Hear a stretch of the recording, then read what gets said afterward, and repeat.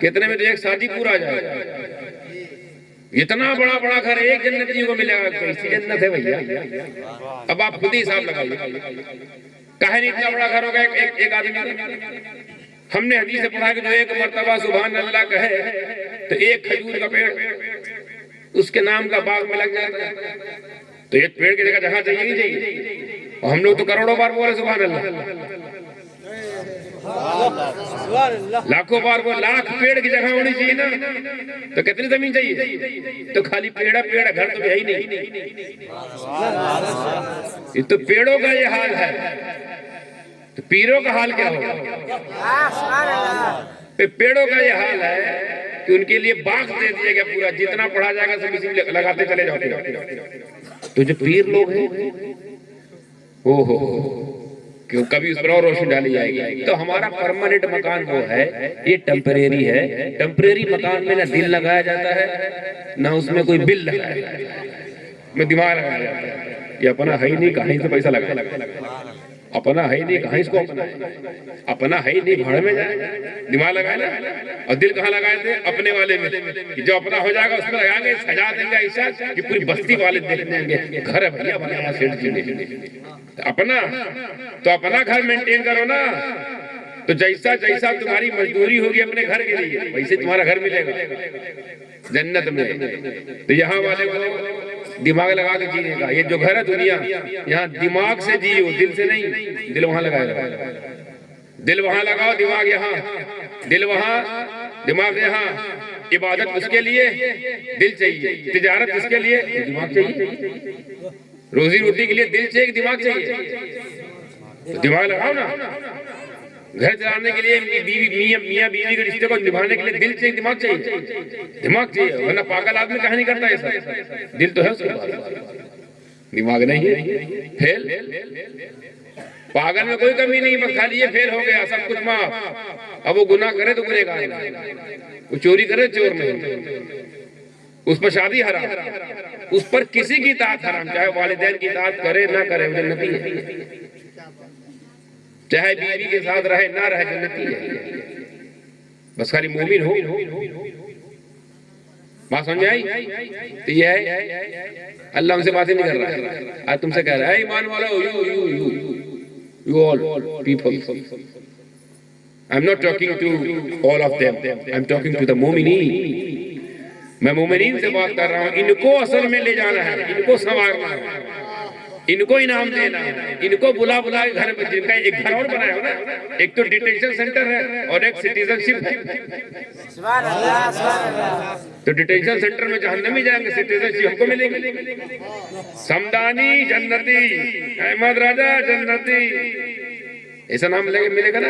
مفتی موین صاحب جنتی, تو یہ سٹیزن شپ مل رہی نا. کہاں گھر ہے؟ جنت. کہاں جا رہے ہو؟ جنت الفردوس. واہ بھائی ٹھیک ہے, جاؤ دروگا لے کے اندر. ان سے ان کو بھیجا تھوڑی جائے گا, ان کو پھینکا جائے گا. کہاں جا رہے ہو؟ جہاں گر جاؤ. پھینک دیا, کہاں گرو گے پتہ نہیں کہاں گرے گا. پھینک دیا ہوا میں, 70 سال تک تو ہوا ہی میں. اب 70 سال بعد گریں گے تو بتائیں کہاں گرے ہو. بھائی بتایا گا نا 70 سال تک ایسا نہیں اونچائی سے پھینکا جائے گا کافروں کو, مشرکین کو, کہ 70 سال بعد نیچے گریں گے, تب پتہ چلا کہاں آئے. کبھی راستے میں کوئی پوچھے کہاں جا رہے ہو, کہاں بولے ہم کا جانے کہاں جا رہے ہیں, جا رہے ہیں. تم بھی جا رہے ہو کیا ہمارے ساتھ؟ ہم بھی آ رہے ہیں. تو یہ ہوئی بات. اللہ کی شان دیکھو کتنا تم کو مانتا ہے, کتنی محبت کرتا ہے مومنوں سے, 70 ماہوں سے زیادہ. تم کو وہاں لے جانا چاہتا ہے تو کہتا ہے اے ایمان والو, اے وہ لوگ جو میرے نبی کو یا رسول اللہ کہتے ہیں,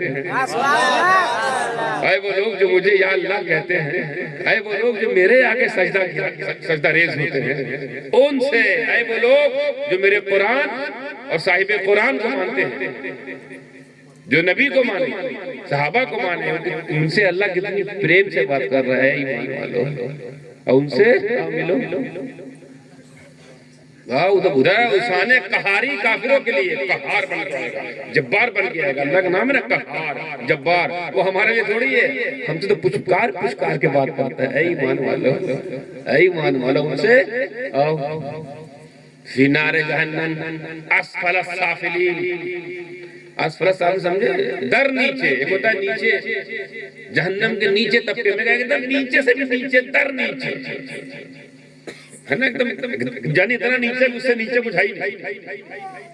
بھیا جب پانی آپ خود نکالتے ہو، مٹی مٹی کے نیچے، مٹی مٹی کے نیچے، مٹی مٹی کے نیچے، پھر پانی، پھر پانی کے نیچے پتھر، کچھ تو ملتا ہے. وہ اسی جگہ ہے، نیچے کچھ ہے ہی نہیں، سب سے نیچے، اس کے نیچے کچھ وہاں رہیں گے یہ سب اڈھانی، امبانی، شیطانی، جو ان کو فالو کرے وہ سب عقائد کے اعتبار سے. تو اے ایمان والو سنو، پریشان ہوتے ہو، ٹینشن نہیں لینا. تم کو دے رہا ہوں فارمولا، تم کو نہیں.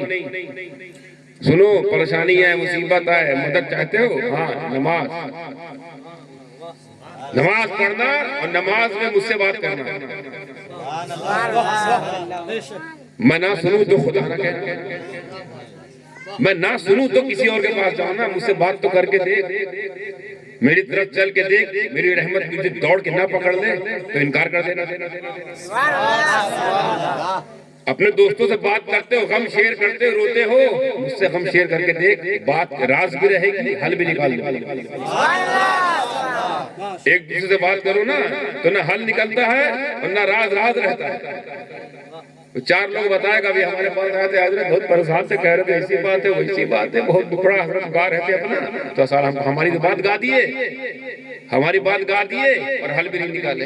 وہ کہتا مجھ سے بات کر کے دیکھ، جتنا غلط کام کیا سب مجھ سے بتا. میں کسی کو نہیں بتاؤں گا، میں کسی کو نہیں بتاؤں گا. اور سن، نہ کسی کو جاننے دوں گا، نہ تمہاری اصلیت کو پہچانے دوں گا.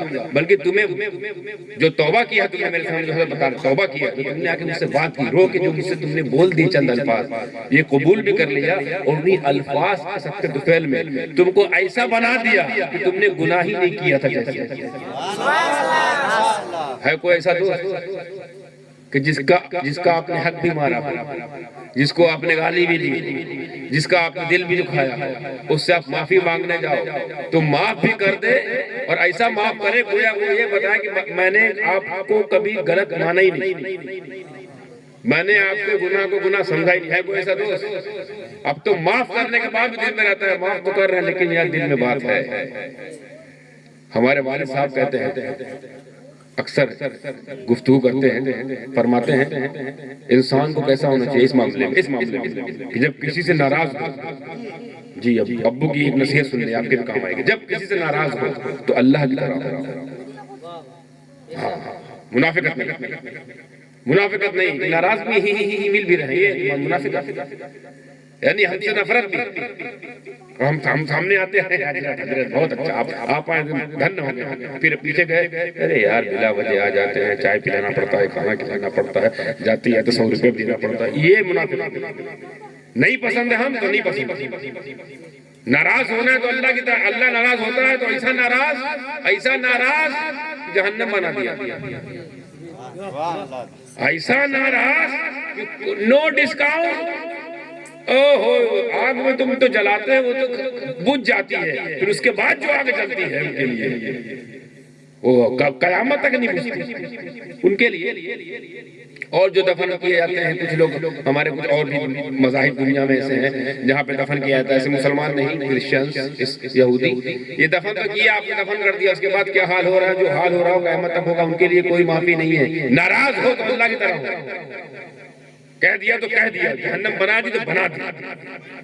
پھر وہ اگلا جملہ فرماتے ہیں، اور کسی کو معاف کرنا ہے تو اللہ کی طرح معاف کرو. جی اللہ کی طرح معاف کرو. کیا مطلب؟ اللہ اول تو آپ معافی نہیں مانگو گے تو معاف نہیں کرے گا، لیکن جب معافی مانگ لو تو ایسا معاف کرتا ہے کہ جیسے آپ نے کبھی گناہ نہیں کیا، ابھی پیدا ہوتا ہے. معاف کر کے پھر کچھ رکھتا نہیں ہے، معاف تو سب کچھ صاف. معاف کرو تو سب صاف کرو، ورنہ معاف نہ کرو. یہ منافقت ہے، یہ دوغلا پن ہے. خدا دوغلا نہیں ہے، اگر ناراض ہے تو ہے. معاف کر دیا تو کتنا بڑا جہنمی ہو، کتنے بڑے گناہ کر کے آیا، سمندر کے برابر گناہ کر کے آیا، جھاگ بھی نہیں، سمندر کے برابر، تو بھی ایسا کر دیتا ہے کہ جیسے آج پیدا ہوا ہے نا. شان اللہ کی. تو معاف بھی کرنا سیکھو نا. معاف کرنا ایک تو سنت الہی، اللہ کی سنت ہے، تو اسی کی طرح معاف کرو. اور کسی سے ناراض ہونا ہے، ایک موقف والے بنو، نہیں پسند ہے تو